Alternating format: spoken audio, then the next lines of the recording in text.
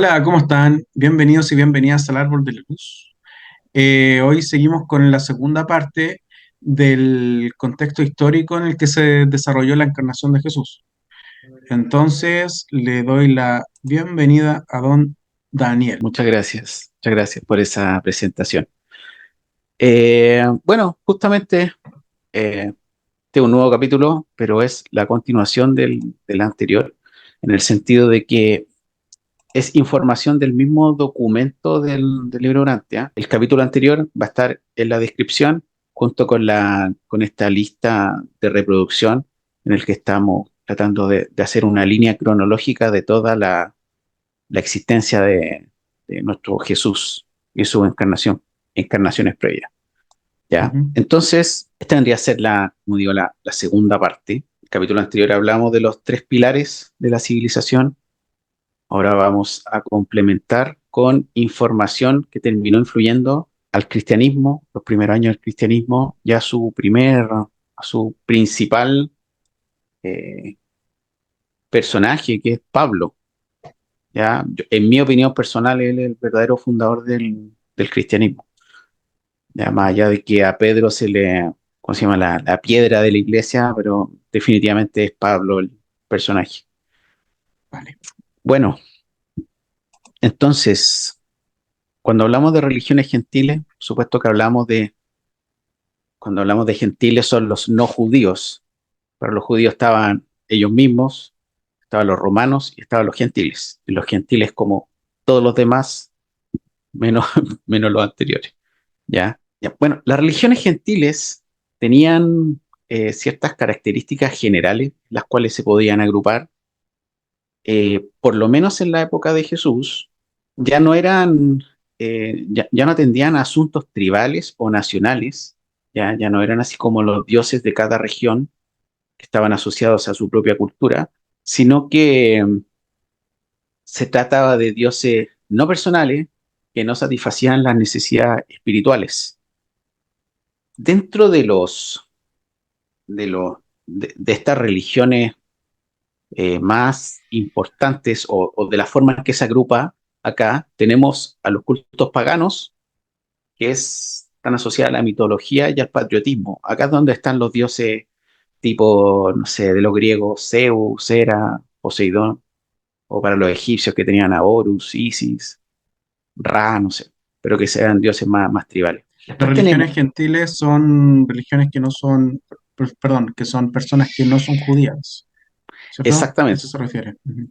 exactamente. Entonces, de las religiones gentiles y romanas, la verdad, tenemos las religiones de misterio. Y estas son muy importantes, ya que eh, tienen ciertas similitudes con el cristianismo, o no sé si similitudes, pero hay como cierta estructura compartida que la verdad que la hacen muy interesantes. En la actualidad, hay alguna corriente, sobre todo los ateos y los agnósticos, de alguna manera de denostar a Jesús. En un discurso que dice, no, Jesús, la verdad, es una imitación de otros dioses de la época. Eh, la verdad es una copia de, no sé, de Osiris, o es una copia del otro dios, y que en realidad nunca existió. Eso es como una corriente actual. Pero acá la situación, la verdad que es distinta. En el momento en que aparece el cristianismo, existían estas religiones, y en especialmente las religiones de misterio. Ya. ¿Cuál es digamos, cómo se componían las religiones de misterio?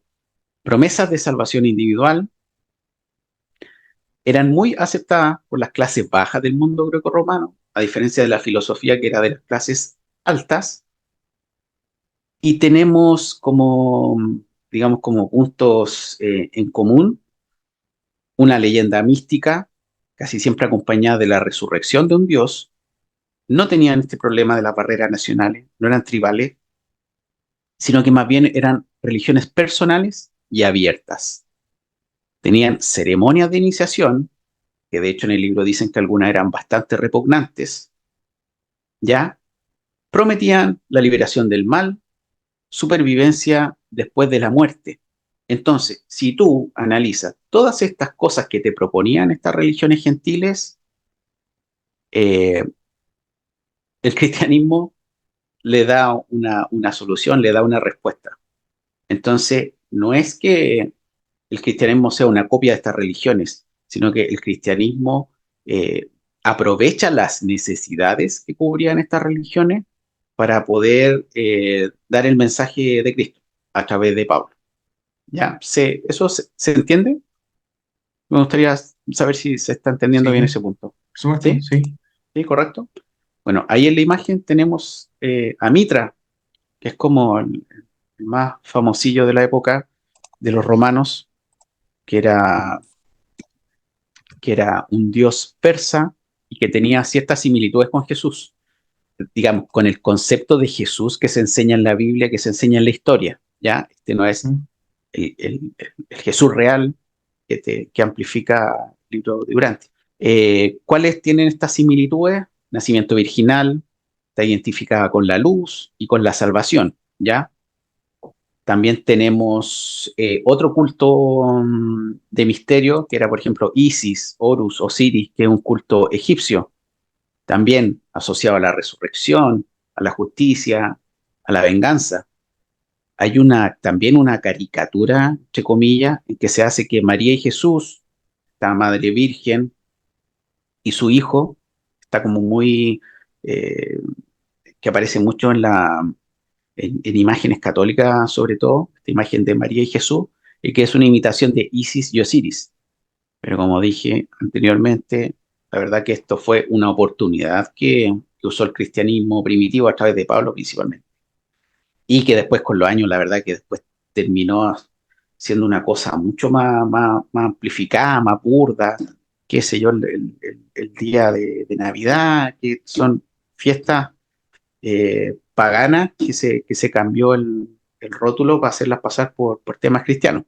Pero ese es un tema muy amplio que la verdad que nos aleja un poco de lo que estamos conversando, que es de este libro. Y también otro conocido, el culto de los frigios, culto a Cibeles, que es la diosa madre, ¿ya? Que también podemos hacer un paralelismo posteriormente con la Virgen María, ¿ya? ¿Qué otra religión tenemos?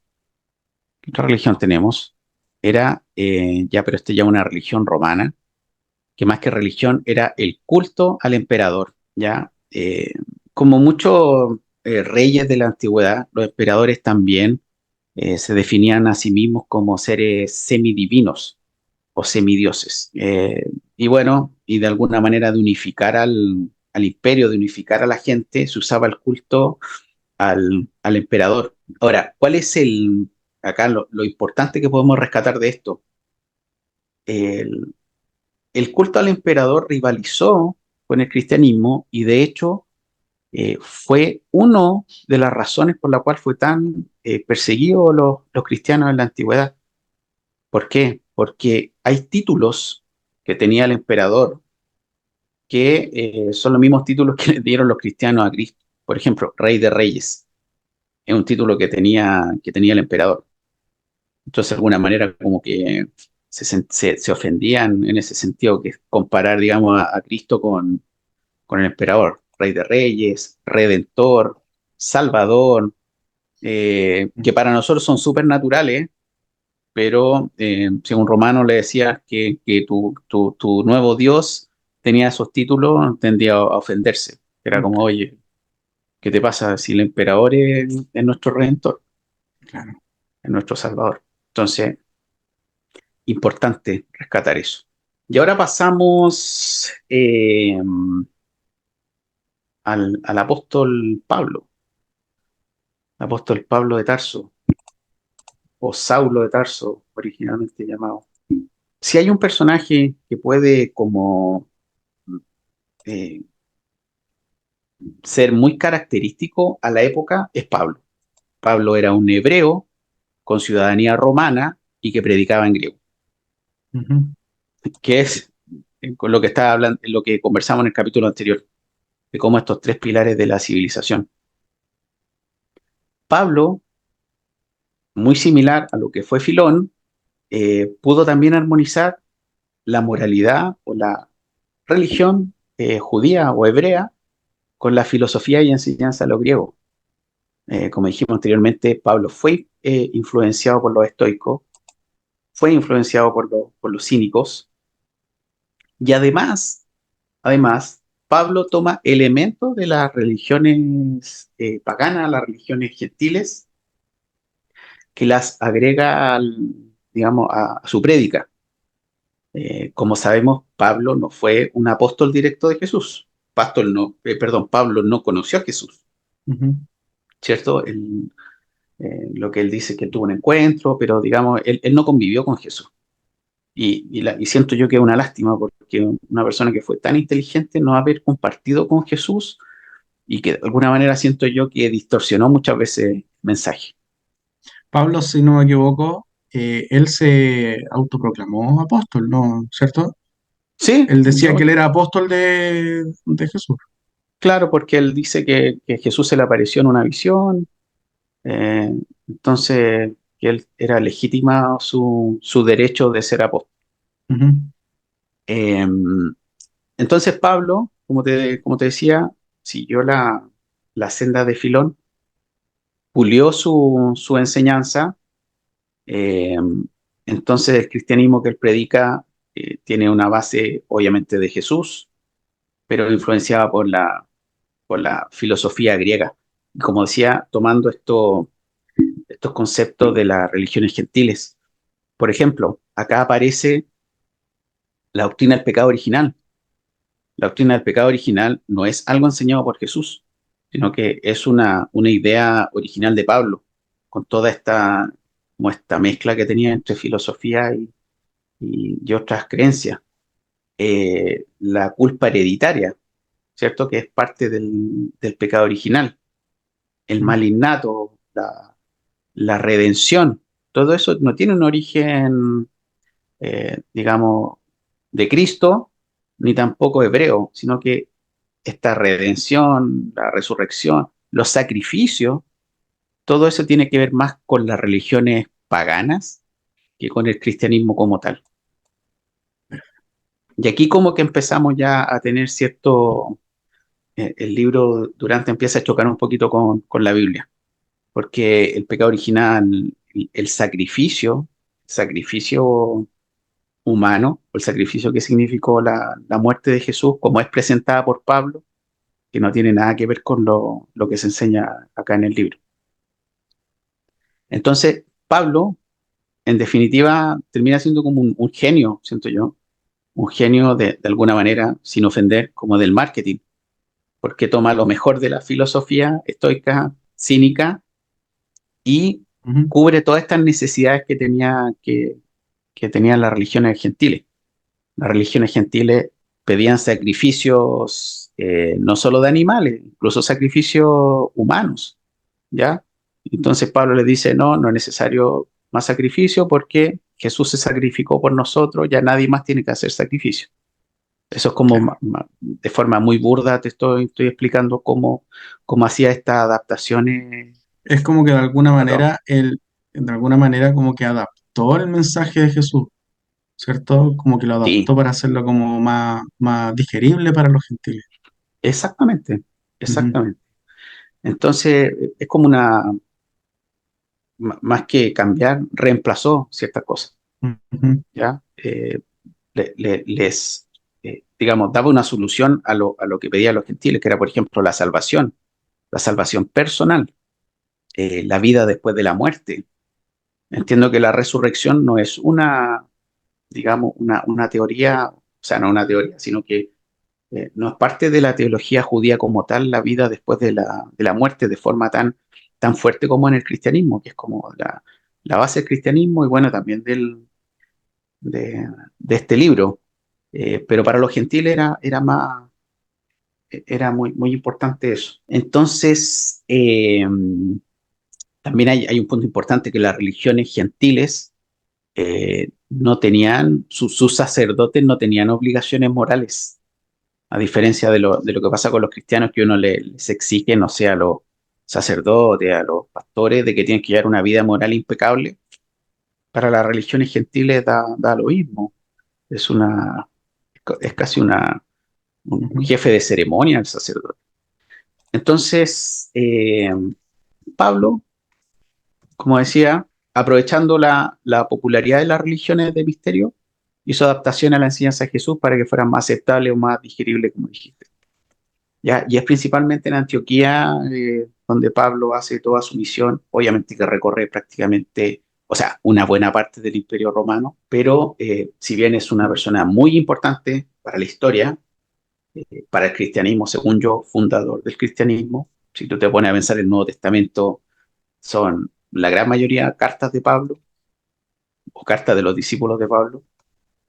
Eh, Así que con toda esta mezcla de enseñanza, enseñanzas de Jesús, razonamiento filosófico griego y las enseñanzas de culto de misterio, con la moralidad ujú. judía, por supuesto. Entonces, antes de pasar a la fuente, Jesús, y ya respondiendo como la pregunta original de todo este capítulo, Jesús nace en un mundo eh, bien organizado por el Imperio Romano a través de la cultura griega, con todo este soporte religioso y moral de los judíos, pero que estaba dominado por una filosofía incompleta y además confundida por cultos religiosos complejos. Entonces, ahora pasemos a la fuente, y ahora ya vamos a entrar, y ahora ya muy pronto a tierra derecha, que es lo que nos interesa, que es la vida de Jesús. Entonces, nos vamos a ir a las fuentes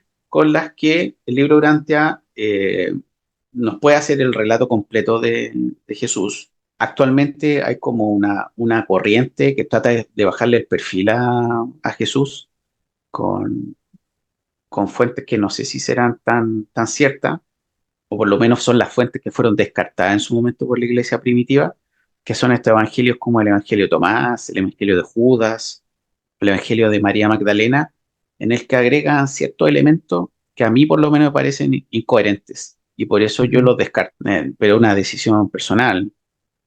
He visto documentales y he leído ciertos párrafos y la verdad que me parecen incoherentes con lo que fue Jesús.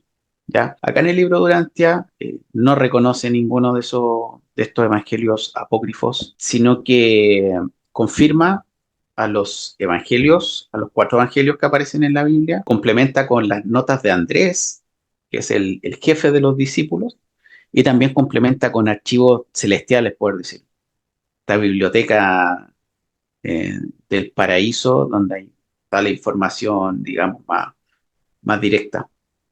Entonces podemos hacer un repaso rápidamente de lo que fueron estas fuentes, estos evangelios. Tenemos en primer lugar a Marcos, ¿ya? Porque Marcos es el primer evangelio escrito, no es Mateo, ¿ya? Es Marcos. Ujú. Marcos, el evangelio está dirigido a los romanos. El autor intelectual es Pedro, si bien lo escribió Marcos o Juan Marcos, quien fue un testigo parcial de las cosas que ocurrieron con Jesús, el autor intelectual es Pedro. Él es quien influencia con lo que escribe, con lo que transcribe Marcos, ¿ya? Y el concepto de Jesús que plantea Marcos es el de un ministro y que es un hombre entre hombres. Podemos dar aquí como observación que lo que escribió Marcos, la quinta parte se perdió, ¿ya? Se perdió lo que te dice el libro antes. Se perdió esa quinta parte y posteriormente fue editado muchas veces. Entonces, en este momento lo que nosotros tenemos como Evangelio de Marco es algo que no es copia de lo original. Después tenemos, por orden también, como por orden como de aparición, tenemos a Mateo. Mateo está dirigido a los hebreos, a los judíos, a los judeo-cristianos, podemos decir. El autor intelectual es Mateo, pero quien lo escribió es Isador, que es un discípulo de Mateo. Y ahí podemos ver la imagen que Mateo dicta, y ahí el más jovencito está ahí estudiando, ¿ya? El concepto de Jesús de Mateo es el cumplimiento de las profecías. Así que si tú lees el Evangelio de Mateo, hace mucha referencia a decir cómo estaba escrito, cómo fue profetizado, o como dijo el profeta, y hace referencia de que va cumpliendo la profecía.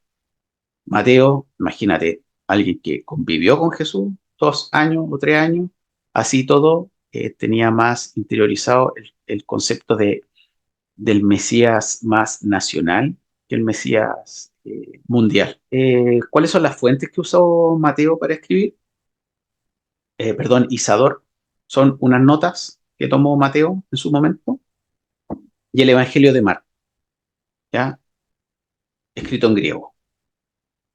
Después tenemos el Evangelio de Lucas. Lucas era un griego, un doctor griego, ¿ya? Él era discípulo de Pablo, así que por lo tanto el autor intelectual de este Evangelio es Pablo, nuestro amigo Pablo. El concepto de que plantea el Evangelio de Lucas es a un Jesús amigo de publicanos y de pecadores, ¿ya? Y la fuente que utilizó Lucas está el Evangelio de Marco, el texto de Isador, paréntesis, Mateo, y las notas de Andrés. Lucas, también la otra importancia que tiene es que Lucas es el autor de los Hechos de los Apóstoles, que es el libro que viene a continuación de los Evangelios. ¿Ya? ¿Lucas conoció a Jesús? No, no No lo tampoco. conoció. Él era discípulo de Pablo, la verdad que sembró mucho antes de que el cristianismo se popularizara. Son información muy, muy increíble. Jesús recorrió el Mediterráneo mucho antes de que empezara a predicar, años antes. Ujú. Entonces, hay muchos griegos que tenían como un preconcepto de todas estas ideas que plantea Jesús. Y después tenemos el Evangelio de Juan.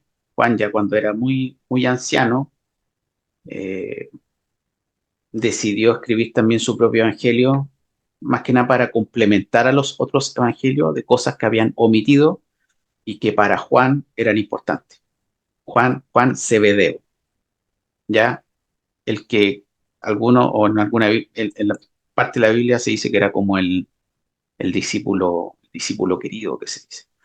Tampoco fue escrito por Juan, sino que fue escrito por uno de sus asociados, que era Natán, era un griego, que ahí el joven que está tomando apuntes. Y el concepto de Jesús es el verbo de Dios. ¿Ya? ¿Cuál es la fuente? La memoria de Juan y también los otros evangelios. De hecho, la epístola de Juan, la primera epístola de Juan, es un texto aclaratorio de lo que aparece en el Evangelio. Y por último, tenemos los archivos celestes o esta biblioteca o esta fuente de conocimiento que tiene la persona que va a hacer el relato de Jesús, en el que dice de dónde complementa todo lo que omiten los evangelios. ¿Ya? Y otra también es muy importante que voy a mencionar nuevamente, son las notas de Andrés. Andrés, como tú sabes, es el primer apóstol que toma Jesús, es el hermano mayor de Pedro, y acá en el libro te cuentan que él era el jefe de los apóstoles. ¿Ya? Él era quien organizaba y quien dirigía, por lo menos mientras vivió Jesús. Después, posteriormente fue Pedro quien tomó ahí la batuta. Pero Andrés, podemos decir que era el, el único que tomó notas. Bueno, y aparte de Mateo, porque es una de las cosas que uno muchas veces se cuestiona, ya que Jesús no escribía, como expliqué en el capítulo anterior, no escribía, no dejaba nada por escrito. Pero, Bueno, pero los discípulos me imagino que tampoco les prohibió a ellos ir escribiendo mientras, ¿puede no, ser? para nada. No, no les prohibió escribir. No, no, no, no está Ujú. prohibido. Yo creo que hay un poco no sé, un error, quizás no. Yo creo que los discípulos nunca pensaron que Jesús iba a morir tan joven, la verdad. Claro. Puede ser, ya eso ya es interpretación nuestra. Estas son las fuentes que aparecen o sea, perdón, que el relator de la vida de Jesús dice que lo que tomó para poder hacer toda esta historia que es, como dijimos en algún momento, es mucho más detallada, es año por año, etapa por etapa, lo que la hace mucho más interesante y que es un tremendo aporte. Ahora, ¿cuál es lo que también tenemos que mencionar o recalcar, la relación de los judíos con los gentiles o de los no judíos, ¿ya? Y también uno de los motivos por qué rechazaron a Jesús, que tenía que ver mucho con esta esclavitud al ritualismo, al legalismo, que estaban tan sometidos a la ley y a las tradiciones, no pudieron romper las cadenas de la tradición. Y siempre los judíos tomaron al Mesías como parte de su historia nacional y racial, ¿ya? Una teología cristalizada que no evoluciona y que de alguna manera les ofendió el hecho de que los Cristo o Jesús y los judeos, los primeros judeos cristianos predicaran o insistieran tanto en convertir a los gentiles. Gracias a este falso orgullo de la descendencia de esta raza pura, prácticamente, los terminó haciendo rechazar a Jesús. Cosas que vamos a desarrollar mucho más en los próximos capítulos, pero, pero en definitiva, este rechazo en contraposición con esta apertura que tuvieron los griegos, hizo que el cristianismo se dirigiera a Occidente, no que se quedara en Israel, ni que avanzara tampoco para Oriente. ¿Ya? Ahora, ¿por qué no avanzó hacia el Oriente? Digamos, no sé, Persia, Babilonia, o a la India, etcétera. Es por lo que comentaba en el capítulo anterior, estos tres pilares de la civilización hicieron mucho más fácil el camino del cristianismo, de los mismos misioneros, esta, todas estas sinagogas que estaban dispersas por el mundo, las carreteras romanas, la facilidad del idioma, y así un largo etcétera. Así que eso es lo que podría comentar para este capítulo. Me pareció genial, interesante. eh, que es bueno, sí, esto de saber más como de los apóstoles, que, claro, uno pensaría de que cada uno fue el que escribió su evangelio. Entonces, ahí un poquito es como que se desvirtúa lo que nos llegó a nosotros en la Biblia. Justamente, y como te puedes dar cuenta, lo que termina llegándonos a la Biblia, porque los evangelios se escribieron como 40 o 50 años después de que murió Jesús, y de personas que tuvieron que recurrir a su memoria, eh, la verdad que termina siendo un poco difuso y modificado el mensaje, o sea, caricaturizando el juego del teléfono. Ujú.